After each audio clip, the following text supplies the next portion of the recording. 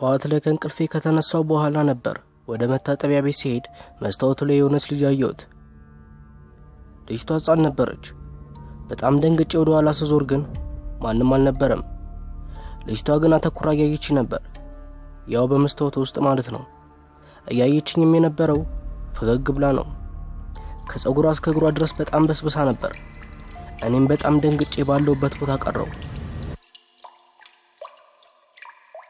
ሰውነቴን እንኳን መንቀሳቀስ አቃተኝ። ምን ማድረግ እንዳለብኝ አላውቅም። ያቺም ልጅ በድንገት ማልቀስ ጀመረች።